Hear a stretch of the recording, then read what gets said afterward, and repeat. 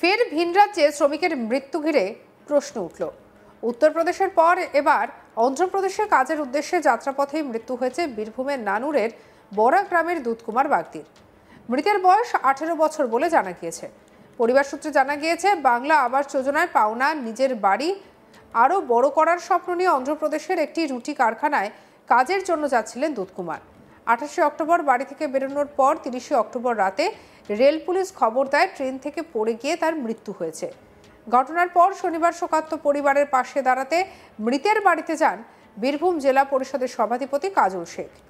তিনি বলেন, কিভাবে মৃত্যু হয়েছে তা খতিয়ে দেখা হবে, তবে বাঙালি শ্রমিকদের ওপর লাগাতার আক্রমণ এবং অত্যাচার বরদাস্ত করা হবে না। কি বলেছেন কাজল শেখ, শুনবো। নানুর বিধানসভা অন্তর্গত বড়সত অঞ্চলের বড়া গ্রামের দুধকুমার বাগদি, যার বয়স মাত্র 18 বছর এবং ছেলেটা মাধ্যমিক পরীক্ষার্থী। সে বাইরে যাওয়ার কারণ একটাই, আমরা দেখতে পাচ্ছেন পাশেই যে বাড়িটা তৈরি হচ্ছে, এটা বাংলা আবাস যোজনা বাড়ি, আমাদের মাননীয় মুখ্যমন্ত্রী মাননীয় মমতা বন্দ্যোপাধ্যায় দিয়েছেন। তো বাড়িটা যেহেতু উনি 1,20,000 টাকা দিয়েছেন, বাড়িটা আরও বড় করে উনি তৈরি করার চেষ্টা করেছেন, তাই তিনি অন্য রাজ্যে গিয়েছেন কর্মসংস্থানের উদ্দেশ্যে। এবার আমরা যেটুকু কাল সন্ধ্যা নাগাদ শুনতে পেলাম যে ছেলেটা মারা গেছে এবং ট্রেন থেকে পড়ে মারা গেছে। এটাই আমাদের কাছে বিস্ময়, এটাই আমাদের কাছে অবাক হওয়ার কারণ যে যুক্তরাষ্ট্র পরিকাঠামো অনুযায়ী একটা রাজ্যের মানুষ আর একটা রাজ্যে যেতে পারে কর্মসংস্থানের উদ্দেশ্যে, এটাই সংবিধান স্বীকৃত। কিন্তু এখানে এসে যেটা দেখতে পাচ্ছি, আমরা দেখতে পেয়েছেন গত কয়েকদিন আগে আপনাদের কসবা অঞ্চলের একটা আদিবাসী সম্প্রদায়ের ছেলে, তাকে নিষ্ঠুর নির্মমভাবে হত্যা করা হয়েছে। সে বিষয়ে অবশ্যই থানাতে অভিযোগ দায়ের করেছি আমরা, তদন্ত চলছে।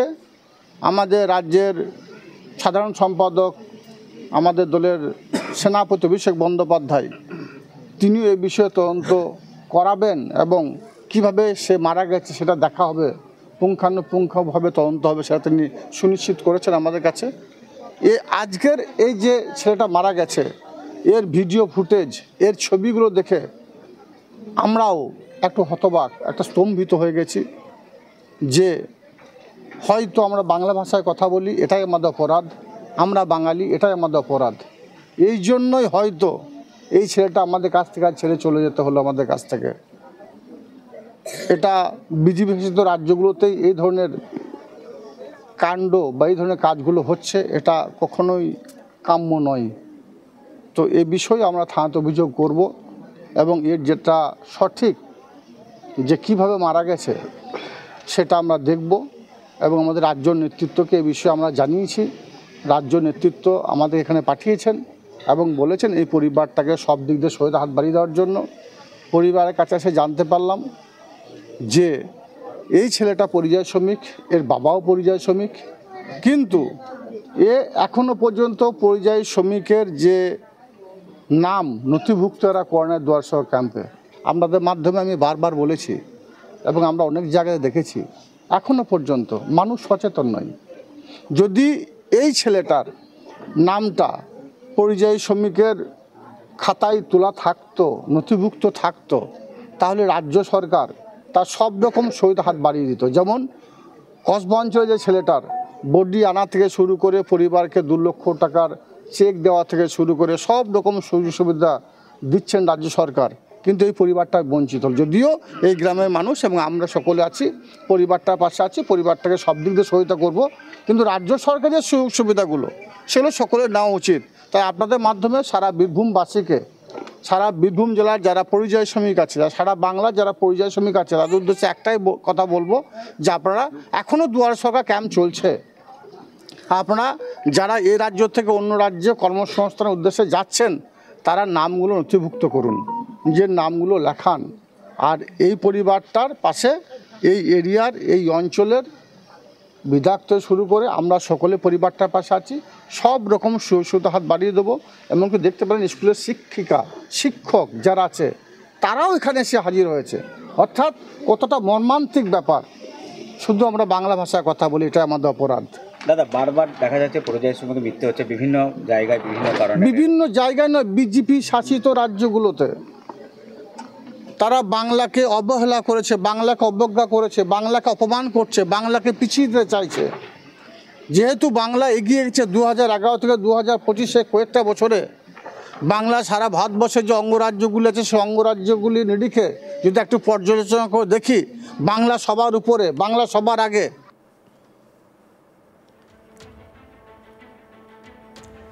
মৃতের মামা শুদ্ধ বাগদি জানিয়েছেন, আমরা পূর্ণাঙ্গ তদন্ত চাই। ও ছিল বাড়ির একমাত্র উপার্জনের সক্ষম ছেলে।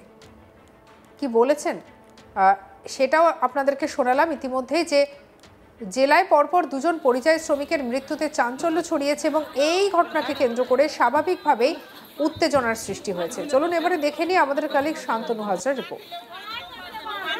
ফের বীরভূমের পরিযায়ী শ্রমিকের মৃত্যুর ঘটনা সামনে উঠে এসছে, আর এই নিয়ে একরাশ ক্ষোভ এবং ভারতীয় জনতা পার্টিকেই এবং কেন্দ্রের সরকারকে আক্রমণ কটাক্ষ করছে শাসক দল তথা তৃণমূল।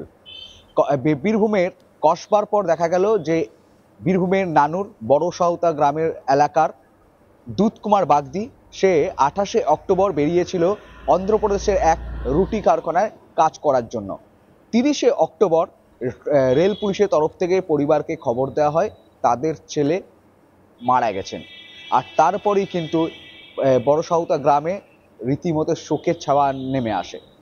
আর সেইখানেই কিন্তু উপস্থিত হয়ে যান বীরভূমের জেলা পরিষদের সভাধিপতি কাজল শেখ। কাজল শেখ স্পষ্ট জানিয়েছেন, তিনি বলেছেন যে বারবার বাঙালি শ্রমিকদের উপর অত্যাচার বরদাস্ত করা হবে না। রীতিমতো তিনি কিন্তু পূর্ণাঙ্গ তদন্ত করতে চেয়েছেন, পরিবারের পাশে থেকেছেন, পরিবারের সাথে রয়েছেন, এমনটা তিনি জানিয়েছেন। অন্যদিকে এই দুধকুমার বাগদি পিতা শুদ্ধ বাগদি তিনি জানাচ্ছেন যে তাদের পরিবারে উপার্জন করার মতো একজনই ছিল, সেটি হচ্ছে দুধকুমার। এই দুধকুমার সদ্য আবাস যোজনা বাড়ি পেয়েছে, সেই বাড়িকে আরও বড় করার স্বপ্ন নিয়েই অন্ধ্রপ্রদেশের এক রুটি কারখানায় কাজের জন্য পাড়ি দিয়েছিল। ঠিক কাজ করতে যাওয়া গেলেও শেষে আর তার বাড়ি ফিরল না, ফিরল মৃত লাশ। পরিবারের মধ্যে এই মুহূর্তে শোকের ছায়া নেমে এসছে এবং এই মৃত্যু ঘিরেও কিন্তু রাজনৈতিক প্রেক্ষাপটে রাজনৈতিক যুদ্ধ কিন্তু শুরু হয়েছে।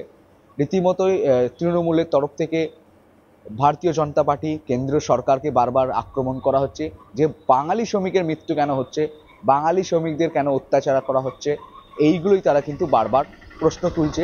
আর এই সমস্ত কিন্তু তৃণমূলের তরফ থেকে বিজেপিকে অভিযোগ করা হচ্ছে। উল্টে বিজেপির তরফ থেকে স্পষ্ট জানানো হয়েছে যে কোনো মৃত্যুই দুঃখদায়ক, মৃত্যুকে নিয়েও এই তৃণমূল দল রাজনীতি করছে, যে কোনো দুর্ঘটনা ঘটছে সেই দুর্ঘটনার দায়ভার ভারতীয় জনতার উপর চাপিয়ে দেওয়া হচ্ছে। তো পৃথিবীতে এবার কুকুর বিড়াল মারা গেলেও ভারতীয় জনতা পার্টিকেই দায়ী করবে শাসক দল, এমনটাই আক্রমণ কটাক্ষ খোঁচা করছে বীরভূম বিজেপির নেতৃত্ব। সঙ্গে রাখুন আজ তাক বাংলার ইউটিউব চ্যানেলকে, লাইক কমেন্ট শেয়ার সাবস্ক্রাইব করতে ভুলবেন না।